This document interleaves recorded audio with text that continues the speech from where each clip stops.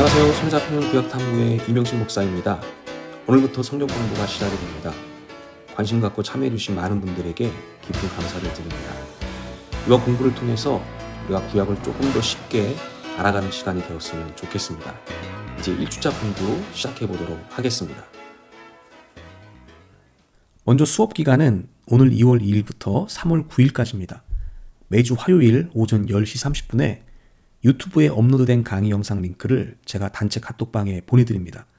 그래서 링크를 클릭하시면 핸드폰을 통해서, 태블릿을 통해서, 또 노트북과 데스크탑을 통해서 모두 영상을 시청하실 수가 있습니다. 강의는 총 6번의 강의로 진행되고 강의 시간은 한 타임당 20분에서 30분 정도가 소요가 됩니다. 현장 강의보단 짧은 시간이지만 군더더기 없이 핵심 내용만 전달해 드리려고 합니다. 본 강의의 방향에 대해서 말씀을 좀 드리도록 하겠습니다. 자, 온라인 강의 특성상 깊은 내용, 또 이 세부적인 내용을 다루기가 어렵습니다. 너무 디테일하게 접근하게 되면 그만큼 시간도 늘어나게 되고, 또 시간이 길어지면 아무래도 화면으로 내용을 접하다 보니까 현장 강의보단 이해도와 집중도가 떨어지게 됩니다. 또 지금까지 신청해 주신 분이 총 57분이신데 성경에 대한 수준이 모두 다 다르세요. 성경 수준의 차이가 있다 보니 아무래도 세밀한 부분보다는 핵심 내용을 중심으로, 또 나무를 보기보다는 이 숲을 보는 관점으로 강의를 진행하려고 합니다. 또 본 강자의 이름처럼 이 손에 잡힐 수 있는 구약의 큰 덩어리들을 살펴보는 시간을 갖도록 하겠습니다. 자, 6번의 강의 계획은 이렇습니다. 1주차는 성경의 일반적인 특징과 또 구약 성경의 구성에 대해서, 2주차는 구약 성경의 뼈대를 세워보고 핵심 메시지를 살펴봅니다. 또 3주차는 이스라엘 왕정을 정리해보고, 4주차엔 시가서를 둘러보고, 5주차엔 예언서를 둘러보고, 마지막 6주차엔 구약에서 신약으로 이어지는 400년 중간사에 대해서 배워보도록 하겠습니다. 자, 아마 이 강의 목차를 보시고 나는 이 강의 목차조차도 도대체 무슨 말인지 모르겠다라고 하는 분들이 분명히 계실 것 같아요. 자, 그런데 전혀 걱정하지 않으셔도 됩니다. 그것은 구약의 기본 구조를 모르고 또 용어가 낯설기 때문에 그런 것이지 절대로 어려운 내용이 아니라는 겁니다. 강의를 잘 듣기만 하면 금방 이해하실 수가 있고요. 또 그래도 모르겠다 싶으면 저희 카톡을 남겨주시면 제가 또 부연 설명으로 내용을 전달해 드리도록 하겠습니다. 자, 부족한 강의이지만 잘 들어주시면 감사하겠습니다. 자, 이제 1주차 강의를 본격적으로 시작해 보도록 하겠습니다. 자, 우리가 구약 성경으로 들어가기 전에 먼저 이 성경의 일반적인 특징에 대해서 알아야 합니다. 자, 성경을 배우다 보면 어느 순간 궁금증이 생기죠. 자, 그런데 그 궁금증 가운데 일정 부분은 이 성경의 일반적인 특징과 연결되어 있는 경우가 종종 있습니다. 그래서 성경의 특징을 알고 성경을 읽게 되면 성경을 조금 더 이해하기가 수월해진다는 것이죠. 또 성경의 일반적인 특징은 사실 이 기본 상식에 속해 있어요. 그렇기 때문에 먼저 성경의 전반적인 특징, 그 중에서도 몇 가지 중요한 것을 살펴보는 것은 우리의 공부에 많은 도움이 될 것 같습니다. 그래서 몇 가지 중요한 것들만 간략히 짚어보도록 하겠습니다. 자, 우리가 먼저 성경의 권수에 대해서 좀 살펴보도록 하겠습니다. 자, 성경은 모두 몇 권으로 되어 있을까요? 너무 쉬운 질문이죠. 자, 성경은 모두 66권으로 되어 있어요. 자, 성경을 한 권이라고 생각할 수도 있죠. 우리 또 그렇게 자주 표현하잖아요.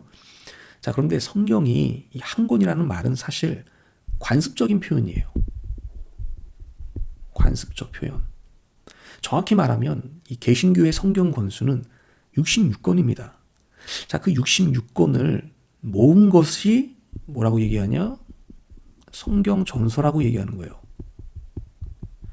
이 66권을 한 권으로 모은 것을 성경 전서라고 얘기하는 겁니다.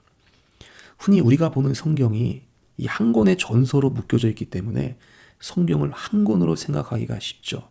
자, 그러나 정확히는 성경은 66권으로 된 하나의 전서라고 이해하면 더 정확한 이해가 되겠습니다. 자, 참고로 같은 기독교 계열인 카톨릭과 정교회 성경 권수가 다릅니다. 자, 가톨릭은 73권이에요. 자, 그리고 정교회는 76권입니다. 우리 개신교회보다 성경 원수가 다 많죠. 자, 이렇게 성경 원수가 차이가 나는 이유가 있어요. 가장 근본적인 이유는 성경을 바라보는 관점의 차이 때문입니다. 자, 이 얘기도 참 굉장히 긴 얘기인데 제가 나중에 기회가 되면 또 시간이 되면 더 자세하게 한번 말씀드리도록 하겠습니다. 굉장히 재밌는 얘기입니다. 자, 이제 다음번 살펴볼게요. 자, 성경은 우리가 보고 있는 이 66권 성경은 두 부분으로 나눠져 있어요. 자, 우리가 알다시피 구약과 신약으로 나눠져 있습니다. 자, 구약은 모두 몇 권이죠? 39권이에요. 신약은 몇 권이겠습니까? 27권입니다. 자, 이렇게 합쳐서 66권이 되는 것이죠. 자, 그럼 구약은 모두 몇 장으로 되어 있을까요? 예, 구약은 929장으로 되어 있습니다. 신약은요, 260장으로 되어 있어요. 자, 구약은 굉장히 외우기 쉽죠. 929. 신약도 260. 숫자가 딱 떨어지잖아요. 그래서 구약은 몇 장? 929장이다. 신약은 260장이다. 자, 그래서 여담이지만, 자, 이 신약이 260장이에요. 그럼 하루에 10장씩만 읽으면, 와, 26일이면은 한 달도 안 돼서 신약 성경 한 권을 일독할 수가 있는 겁니다. 하루에 10장씩 읽으면. 자, 그 정도로 별로 분량이 안 된다는 것을 얘기해 주는 겁니다. 자, 그럼 이 두 개를 합쳐보세요. 그럼 몇 장입니까? 모두 1189장이 되죠. 제가 이 성경 권수를 신학생 때 공부를 했었는데, 그때 제가 이 1189장을 이렇게 외웠던 적이 기억이 납니다. 어떻게 외웠었냐면, 자, 나는 하나님의 말씀인 성경을 자, 일일이 파고드는 사람이다. 이렇게 외웠어요. 자, 나는 하나님의 말씀인 성경을 일일이 파고들어 가는 사람이다. 자, 그런 사람이 되겠다는 포부를 가지고 성경을 공부했었죠. 성경을 일일이 파고드는 사람. 자, 이렇게 연상해서 외우다 보면 절대 잊어먹지 않게 돼요. 저도 지금도 안 잊어먹잖아요. 자, 여러분들도 나도 성경을 일일이 한번 파고 들어가 봐야 되겠다. 자, 이런 포부를 가지고 성경을 공부하시기를 바랍니다. 자, 그렇게 포부를 가지시면서 1189라는 숫자도 외워주시면 좋겠습니다. 자, 우리가 여기서 하나 더 살펴볼 것이 이 구약 성경의 장수예요. 구약 성경이 모두 몇 장으로 되어 있다고 했죠? 929장이죠. 자, 이 1189장에 929장. 이게 전체 분량의 약 몇 %냐면 80%를 차지하고 있어요. 와, 정말 대단한 비율입니다. 자, 그러니까 이 구약을 모른다는 것은 성경을 모르는 것과 거의 같은 얘기예요. 80%를 모르니까. 또 반대로 얘기하면 구약을 열심히 공부하면 어떻게 된다는 거예요? 예, 성경 전체의 맥을 잡을 수가 있다는 것이죠. 자, 그래서 우리가 구약을 열심히 공부해야 되는 것이에요. 이번 6주 최선을 다해서 공부해 보시기를 주님의 이름으로 축복하겠습니다. 자, 이제 그 다음으로 그렇다면 과연 성경은 누가 기록한 것인가? 누가 기록했을까요? 자, 성경은 하나님의 말씀이지만 사람들이 기록했습니다. 하나님께서 이 성경 기록자를 선별하셔서요, 그들에게 영감을 주고 지혜를 주고 계시를 주셔서 성경 말씀을 온당하게 기록하게 하셨습니다. 물론 이 기록 방법은 로봇처럼 기계적으로 기록한 것이 아니에요. 그 성경 저자, 그 기록자 한 사람의 인격과 또 그가 갖고 있는 지식과 그의 믿음과 또 그의 자유의지와 그가 속해 있는 문화적 배경을 유기적으로 사용하셔서 성경을 기록하게 하셨다는 겁니다. 자, 그래서 이 성경의 저자는 모두 몇 명이냐면 전통적인 입장에서 바라볼 때 총 40명 정도가 됩니다. 이 40명이 성경 66권을 나눠서 기록했던 것이죠. 자, 그러면 언제 성경을 기록을 했을까? 언제 기록했을까? 자, 40명이 한 달 한시에 모여서 성경을 한 번에 기록한 게 아니에요. 다 각자 기록한 시기가 다릅니다. 여러분, 구약 성경의 첫 5권이 뭐죠? 한번 써볼까요? 창세기, 또 출애굽기, 그 다음에 레위기, 그 다음에 민수기, 그 다음에 신명기죠. 자, 이 첫 5권, 이거를 이제 우리가 뭐라고 부르냐면 여기 적혀 있죠. 모세오경이라고 부릅니다. 왜냐하면 모세가 기록한 성경이기 때문이에요. 자, 그런데 이 모세오경의 기록 시기가요, BC 1500년경이에요. 자, 이때 성경의 기록이 시작이 된 거죠. 자, 그러면 성경의 마지막 책이 뭐예요? 요한계시록이죠. 자, 그럼 요한계시록은 언제 기록이 됐냐? 자, 밤모섬에 갇혀있던 사도 요한께서 AD 100년경에 요한계시록을 기록했습니다. 그러니까 성경의 마지막 책이 언제 완료된 거예요? AD 100년경에 완료가 된 것이죠. 자, 그럼 이 총 기간이 몇 년이에요? 이게 1600년이잖아요. 이 1600년이나 되는 어마어마한 시간 속에서 성경 66권이 여기서 기록이 된 것이죠.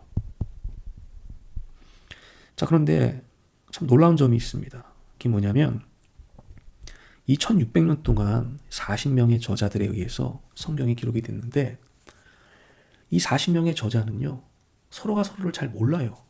서로 얼굴을 본 적도 없고요, 말을 섞어본 적도 없어요. 각자의 시공간 속에서 성경을 각자 기록했기 때문에 잘 알지를 못합니다. 자, 그런데 이분들이 쓴 책을 우리가 한 권으로 모아보니까 아주 놀라운 통일성을 갖고 있다는 거예요. 하나님이 누구인지에 대해서, 인간이 누구인지에 대해서, 또 구원과 행복에 대해서, 또 인간이 죽고 나면 그 다음은 어떻게 되는지에 대해서, 이런 여러 가지 중요한 진리에 대해서 아주 탁월한 내적인 통일성을 갖고 있었다는 거예요. 여러분, 이거 우리가 생각해 보면 사실 기적과도 같은 일이죠. 1600년 동안 40명의 저자가 의해서 서로 알지도 못하는 사람들인데, 그 사람들이 쓴 책들을 모아보니까 통일성을 갖추고 있다. 이건 기적과도 같은 일입니다. 텍스트를 분석하는 이 해석학이라고 하는 학문이 있는데, 그 해석학의 전제로는 이건 도저히 불가능한 일이에요. 있을 수가 없는 일입니다. 자, 그런데 성경은 그 불가능을 가능으로 보여주는 책이라는 것이죠. 자, 그만큼 성경이 매우 특별한 책이고 하나님의 섭리가 깃들어져 있는 기적의 책이라는 것을 우리가 알 수가 있다는 것입니다. 자, 우리가 보는 책이 이렇게 특별한 책이라는 것을 알고 보셨으면 좋겠어요. 자, 그러면 이 기적의 책, 이 특별한 책, 성경은 어떤 언어로, 무슨 언어로 기록이 되어 있을까요? 자, 구약 성경은요, 히브리어와 아람어로 기록이 되어 있습니다. 또 신약 성경은 헬라어로 기록이 되어 있어요. 자, 히브리어는 이스라엘 사람들이 썼던 표준어예요. 그래서 95%가, 구약 성경의 95%가 히브리어로 기록이 되어 있습니다. 아람어는 좀 생소할 수도 있는데 이게 표준어에서 파생된 방언이에요. 지방 방언입니다. 우리 대한민국도 서울말, 이 표준말이 있잖아요. 그리고 그 표준말에서 비롯된 여러 지방 방언들이 있는데 아람어가 마치 그와 같은 것이죠. 그래서 아람어로는 구약 성경의 5%가 기록이 되어 있습니다. 자, 그럼 여기서 한 가지 중요한 질문이 떠오릅니다. 그게 뭐냐면, 그러면 왜 신약 성경은 히브리어로 기록되지 않았을까? 왜 아람어로 기록되지 않았을까요? 신약 성경도 분명 민족의 언어 히브리어로 기록됐을 것 같은데 왜 히브리어가 아닌 헬라어로 기록이 됐을까? 자, 이 이유는 사실 시대상과 맞물려 있습니다. 자, 신약시대 때는 로마가 세계를 지배하던 시기였어요. 때문에 이스라엘도 로마의 식민지였습니다. 자, 그런데 당시 로마가 사용했던 공용어가 있었죠. 그 공용어가 뭐였냐면 라틴어와 헬라어였어요. 자, 신약의 저자들이 이 신약 성경을 저술하면서요, 히브리어를 쓸까 또 다른 언어를 쓸까 고민했던 것 같아요. 자, 그런데 특정 민족 언어인 히브리어를 쓰는 것보다 세계 공용어로 복음을 기록하면 어떻게 됩니까? 더 많은 사람들에게, 더 다양한 이방인들에게 복음을 쉽게 전할 수가 있잖아요. 그래서 이 복음 전파라고 하는 시대적 요청에 의해서 이 헬라어라고 하는 이방인의 언어가 성경의 언어로 사용되게 된 것입니다. 놀라운 일이에요. 이방인의 언어로 하나님의 말씀을 기록한다? 이거는 구약시대 때는 생각할 수도 없던 일이에요.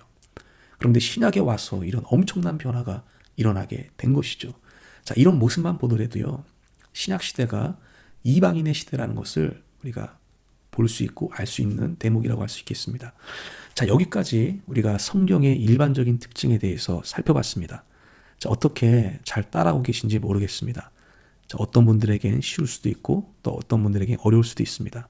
자, 어떤 경우가 됐든 하나라도 더 배우겠다는 일념으로 열심히 들으시면 재미도 있고 도움도 될 것입니다. 자, 그렇게 믿고 자, 이제 다시 본격적으로 구약 성경의 구성을 한번 다뤄보도록 하겠습니다. 자, 구약 성경은 어떻게 구성되어 있나? 우리가 앞서 잠깐 살펴봤지만 구약 성경은 모두 39권으로 되어 있습니다. 자, 그런데 이 39권이요. 중구난방으로 배열되어 있는 게 아니에요. 일정한 규칙 안에서 배열되어 있습니다. 자, 성경 맨 앞에 있는 목차를 보게 되면 더 분명히 알 수 있어요. 여러분 갖고 있는 성경이 있으시죠? 그 맨 앞에 목차가 있거든요. 그 목차를 한번 보세요. 자, 그 목차를 보시면 성경이 어떤 규칙 안에서 차례차례 배열되어 있는지를 알 수 있어요. 자, 목록 한번 보겠습니다. 자, 이게 구약 성경의 목록이죠. 자, 이 목록의 맨 위에 보면 첫 번째 책이 뭐겠습니까? 예, 당연히 창세기가 있죠. 자, 여기 창세기.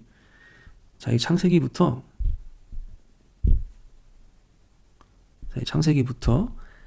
어디까지 내려오냐면, 자, 에스더까지 한번 쭉 내려와 보세요. 에스더 쭉. 여기까지. 그리고 체크를 해줍니다. 자, 창세기부터 에스더까지 총 몇 권이죠? 예. 17권이에요. 자, 이 17권을 뭐라고 얘기하냐면 역사서라고 얘기합니다. 역사서 17권. 뭐라고 얘기한다고요? 역사서다. 창세기부터 에스더까지가 역사서라고 부릅니다. 자, 이 역사서 17권이요. 사실 이 구약 성경 전체에서 가장 중요하다고 볼 수 있어요. 왜냐하면 구약의 중심 스토리를 이끌어가는 뼈대이기 때문이에요. 이 뼈대만 우리가 어느 정도 숙지하면은요, 희미했던 구약 성경이 점차 보이기 시작합니다. 그래서 역사서 이 17권이 너무나도 중요한 것이에요. 자, 그 다음 우리가 욥기, 그 다음에 욥기죠. 자, 욥기부터 어디까지 가냐면 아가서까지 가보세요. 자, 아가서까지 체크해 줍니다. 자, 아가서까지가 모두 몇 권이죠? 이게 5권이에요. 자, 이 5권을 뭐라고 부르냐면 시가서라고 부릅니다. 시가서 5권. 시가서는 말 그대로 이 시가 있고 이 노래가 있는 책이라는 뜻이에요. 그래서 하나님에 대한 고백들, 또 인생의 희노애락, 또 여러 가지 지혜와 또 격언과 또 속담 같은 것들이 어떤 형태로 기록이 되어 있냐면 이 시의 형태로, 또 이 노래 형태로 기록이 되어 있는 거예요. 그렇게 기록이 되어 있는 성경을 우리가 시가서라고 부릅니다.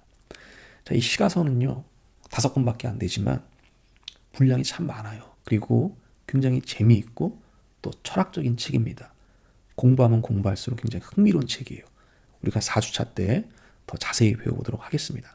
자, 그 다음으로 우리가 어디부터 시작해야 되죠? 여기 이사야부터 어디까지 가냐? 마지막까지 가는 겁니다. 쭉 말라기까지. 자, 이게 모두 다 몇 권입니까? 이게 다 17권이에요. 전부에서. 자, 이 17권을 뭐라고 부르냐? 이걸 애언서라고 부릅니다.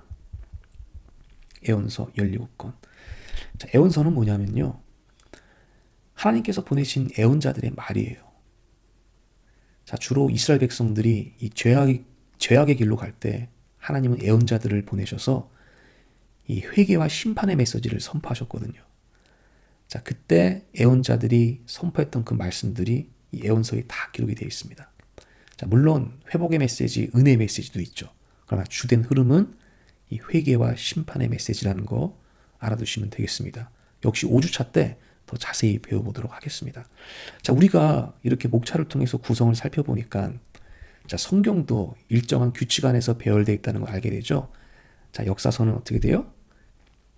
역사서는 여기 역사서끼리 모여 있죠. 또 시가서는 여기 시가서끼리 묶여져 있죠. 또 예언서는 여기 예언서끼리 묶여져 있습니다. 그래서 숫자도 외우기 아주 쉬워요. 역사서 17, 시가서 5권, 예언서 17. 그래서 17, 5, 17이에요. 굉장히 쉽게 돼 있죠. 자, 그런데 문제는요, 성경을 이 순서대로 읽으면 성경의 맥을 잡기가 매우 힘들다는 거예요. 더군다나 아무런 사전 정보 없이 성경을 처음으로 읽는 사람이면 더 감을 잡기 힘들어요. 자, 그래서 이 성경의 맥을 잡을 수 있도록 이 목록을 재배열할 필요가 있습니다. 목록의 재배열. 어떻게 배열하냐면 스토리의 흐름에 맞춰서, 전체적인 이야기의 흐름에 맞춰서 성경을 재배열해 보면은 그 재배열해 보는 작업만으로도 성경의 맥을 물 수가 있다는 거예요. 자, 이게 구약 성경의 뼈대를 세우는 일입니다. 뼈대. 이 뼈대를 세우는 일이 정말 중요합니다. 이 뼈대를 세울 수 있어야지 구약 성경을 볼 수가 있어요. 그래서 저는 이번 강좌에서 이 작업이 제일 중요하다고 생각해요. 다른 건 다 잊어버려도 이 뼈대 세우는 거, 이 뼈대만큼은 꼭 기억해야 됩니다. 그래야 구약이 어느 정도 보이기 시작합니다. 그래서 이 뼈대 세우는 것은 우리가 다음 시간에 한번 해보려고 해요. 성경 목록을 큰 이야기의 흐름 속에서 다시 재배열해보고 성경의 맥을 한번 찾아보는 시간을 갖도록 하겠습니다. 다음 시간에 살펴볼 것이고요. 자, 오늘 영상 시청해 주셔서 감사를 드립니다. 부족한 영상 열심히 들어서 감사드리고 계속해서 열심히 공부해 주시기를 바라겠습니다. 자, 그러면 다음 이 시간에 만나겠습니다.